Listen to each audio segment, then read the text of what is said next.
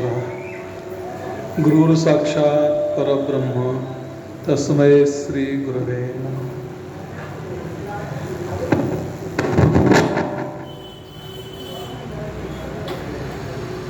विठ्ठल मंदिराचे सर्व विश्वस्त सेवाव्रती आणि ज्यांचा सत्कार झाला ते सत्कार मूर्ती, तसेच ईश्वरनिष्ठांच्या मांदियाळीत न्हाऊन निघणारे सगळे भाविक हो.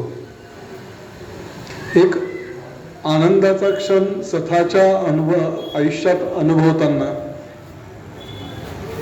नेमकं आपल्या लोकांसमोर काय बोलावं हा प्रश्न असतो. किरण असेल, आम्हाला मार्गदर्शक सिद्धार्थची असतील, विद्याताई असेल, किंवा इथे असलेला आमचा मित्र जीवन पाटील असेल, अशा अनेकांसमोर जेव्हा बोलायचं म्हटलं, आशीर्वचन द्यायचं म्हटलं, नेमकं मग ती गुंठीत होते की यांना आपण काय सांगणार आहे. ज्या हातांनी आणि ज्या भागांनी आम्हाला घडवलं, ज्या मातीत कबड्डी खेळताना अंगाला लागल्याने शरीर घडलं, संघाच्या शाखेत मन घडलं आणि विद्यार्थी परिषदच्या प्रवाही जीवनामध्ये आयुष्य बदललं. अकोल्याने खूप दिलं, खूप वर्ष राहिलो. त्यामुळे एक आनंद पण आहे की आपल्या लोकांनी आपल्या घरात आपला सत्कार करताना स्वाभाविकच मन एका वेगळ्या अवस्थेत असते. आपण आपल्या लोकांसोबत जो वेळ घालवतो त्या वेळेंच्या स्मृती इथेच आम्ही घडलो. खरं तर रत्नाकर काकांमुळे, त्यांची मुलगी मनीषा, की असे इथे आलेले असंख्य असतील. प्रत्येकाचे हात जडणघडणीत लागले. आतापर्यंतचा इथला प्रवास वेगवेगळ्या मार्गाने जरी झाला असेल तरी नेहमी एक प्रश्न नेहमी पडला, की नेहमी विचार आला की मंदिरांचं आयुष्य नेमकं मोजायचं कशाने. अनेक प्राचीन मंदिर आहे, अनेक प्राचीन मंदिरं काळाच्या ओघात लुप्त झाले. पण आज 350 वर्ष होत असताना सुद्धा अकोल्यातील माझ्या गावातील विठ्ठल मंदिर अजूनही जागृत अवस्थेत आहे आणि कार्यरत आहे. ही खरंच आपल्या सर्वांसाठी खूप आनंदाची गोष्ट आहे. मंदिर उभं राहतात आहे, असंख्य राहत आहे, पण जुन्या मंदिरांकडे नेमकं आमचं दुर्लक्ष होत आहे. कार्यकर्त्यांची फौज कमी पडत आहे. श्रद्धाळू आहेत, पण त्यांचा ओढा स्वाभाविकच आपण ज्या गल्लीत गेलो, ज्या वस्तीत गेलो, त्या वस्तीतल्या मंदिराकडे वळला आणि त्या मंदिरं तसेच राहिले. 96 वर्षाची अखंड परंपरा, गंमत नाहीये की त्या अखंड परंपरेमध्ये हरिनामाचा सप्ताह चालवताना जे जे आयोजक असतील त्यांच्या डोक्याला काय काय उपद्व्याप झाले असतील. प्रत्येक व्यक्तीचे मान अपमान सांभाळत असताना विठ्ठलाच्या चरणी प्रत्येकाची सेवा घडावी, जडावी म्हणून ज्यांनी ज्यांनी प्रयत्न करत असेल त्या सगळ्यांना अभिवादन. खरं कोणतंही मंदिर असेल त्याचं आयुष्य वयाने वर्षांनी मोजलं जात नाही. समाजात ते किती अंतरंगात पोचलेलं आहे, सेवेकरांचे हात कुठपर्यंत आहे, किती भक्कम आहे, याचा पाया हा श्रद्धेच्या बाजूवर मोजला जातो.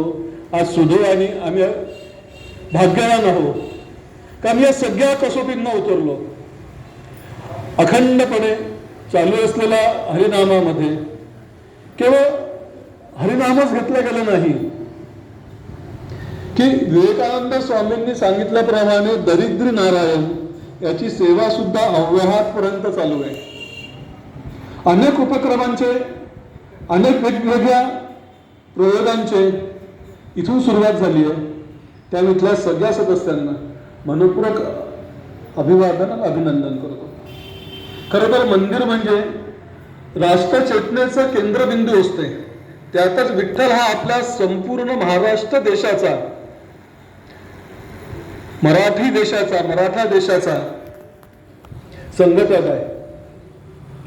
तसं पाहिलं तर प्रत्येक देवतेच्या हातामध्ये अस्त्र आणि शस्त्र आहे, पण एकमेव आमचा विठ्ठल असा आहे ज्या हातात काहीच नाही आहे. शांतपणे विटेवर उभा आहे. ती सुद्धा भक्तांनी दिलेल्या विटेवर तो उभा आहे. भक्तांसाठी सदैव धावून जाणारा पांडुरंग कमरेवरच्या हातासह आम्हाला लेकरूवाळेपणे सांभाळत आहे. म्हणजे स्वाभाविकच इतक्या वर्ष परंपरा लाभलेल्या, इतक्या वर्ष अखंड सप्ताह चालू असताना एक अपेक्षा करणं गैर नाही आहे. मग अशी परिचय वाचण्यात आला की अखंड सप्ताहाप्रमाणेच हरिपाठाचं नियमित पठण इथे होते. आणि दोनच प्रश्न आहे की हरिपाठाचं पठण करत असताना हरी खरंच मिळाला का आम्हाला, किंवा नसेल मिळाला, गैर नाही आहे, सहजासहजी कोणालाच भेटला नाही. पण किमान आम्ही जो हरिपाठ म्हणतो, पंचसूक्त 5 संतांचे हरिपाठ आहे, त्यात माऊलीचाच हरिपाठ हा सगळ्यांना जिव्हाळ्याचा आहे. कुठेही आमच्या संसाराची आमची उपेक्षा न करता आमच्या देवतेकडे जायचा मार्ग, आमच्या अंतरंगात डोकावायचा मार्ग हरिपाठाने आम्हाला दिला. सोपं आहे एकदम. म्हणजे माऊलींनी इतकं सोपं गणित मांडलं, इतकं सोपं गणित कोणत्याही संताला जमलं नाही. काय मांडलं त्यांनी गणित? देवाची या द्वारी उभा क्षण घरी. आज देवाच्या दारात आम्ही देवाला पाठीशी घेऊन उभा आहोत, बसलेलो आहोत, त्या चरणाशी बसलो आहोत. देव पाठीशी आहे, पण देवाच्या दारात इतके वर्ष उभं राहिल्यावर चारी मुक्तींच्या प्राप्तीचे आम्ही अधिकारी झालो का? एकदम कोणीच होणार नाहीये, मलाही मान्य आहे. पण हरिपाठ म्हणताना कुठेतरी मनात हा प्रश्न उमटला का की माऊलींनी असं काय म्हटलं असेल, असं काय असेल की ज्याच्यामुळे देवाच्या दाराशी उभं राहिलं की आम्हाला भगवंत भेटणार आहे. ते सोपं सूत्र मांडलं की भगवंत कुठे आहे. ज्या व्यासांनी भगवद्गीता सांगितली, ज्या व्यासांनी महाभारत लिहिलं, ज्या व्यासांनी वेदांचे अनेक भाग केले, ते 4 भागात वेदांना विभागलं, 18 पुराण लिहिले, त्यानंतर सुद्धा व्यासांची जेव्हा शांती झाली नाही तेव्हा नारदांनी एकच शब्द सांगितला की हरिस्तुती गा. माऊली पण आम्हाला तेच सांगते, मनाची शांतता हवी असेल, मन स्थिर व्हावं असं वाटत असेल तर काय म्हणा, एकच शब्द आहे, हरिमुखे म्हणा, हरिमुखे म्हणा, पुण्याची गणना कोण करी. मग हरी कसं म्हणायचं हो? तुला काही सूत्र दिलं आहे का? हरिपाठामध्ये हरी कसं म्हणावं याला सूत्र दिलेलं आहे. हरी हा मंत्र कोणाचा म्हणून सांगितलेलं, जो साक्षात योगेश्वर शिवशंकर आहे, त्या शंकराने आपल्या कंठामध्ये हरीचं नाव कायमस्वरूपी धारण केलं आहे. तो योगेश्वर जो कायम समाधी सुखामध्ये घडलेला असतो, रमलेला असतो, बॉटल ठेवली तर चालेल का? त्या शिवाला, त्या शंकराला सुद्धा हरी म्हणायची गरज पडते.